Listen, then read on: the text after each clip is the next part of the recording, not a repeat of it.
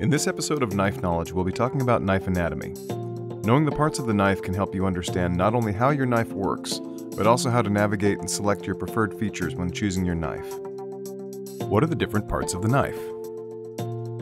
Although a select few features are exclusive to some knives, most knives follow a similar structure and have many common parts.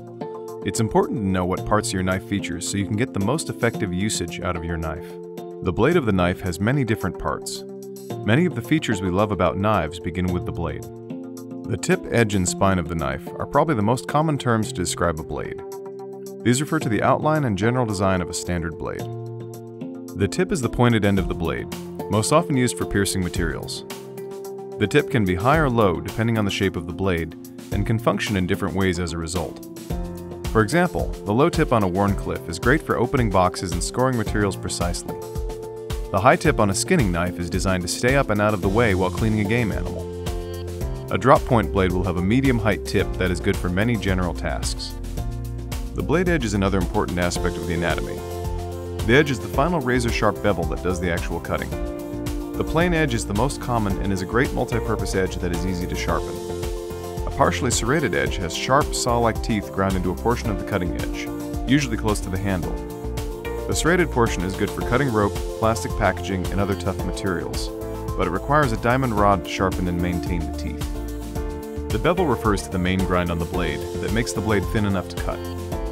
A flat grind is when a blade is ground straight from the spine to the edge. This makes it slightly thicker for a tougher blade.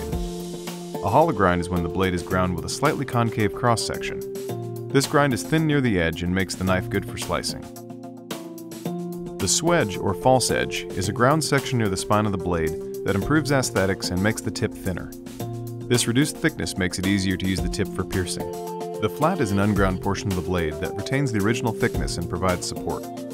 All blades have some flat section to help mate the blade to the handle. The ricasso is an unsharpened portion of the blade close to the handle. It is part of the flat of the blade, and the choil often overlaps into this area. The choil refers to a notch in the blade that defines the end of the knife's cutting edge. The choil can be very small or over an inch wide. Enlarged choils are frequently used as a forward finger groove. This allows the user to safely choke up on the blade for detail work. Jimping is texture found across the back of the spine or handle of the knife. It usually takes the form of small grooves that provide additional grip.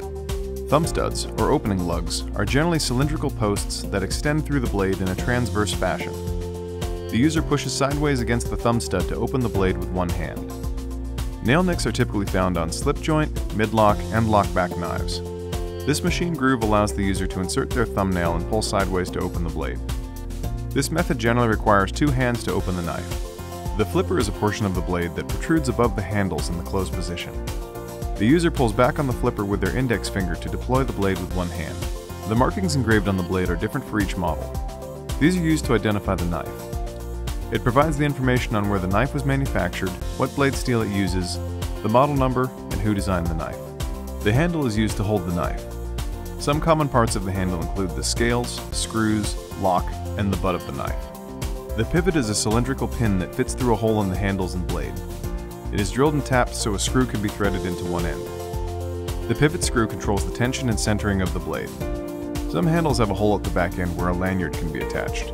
Handle scales are the exterior of the handle and can come in many different materials, colors, and designs.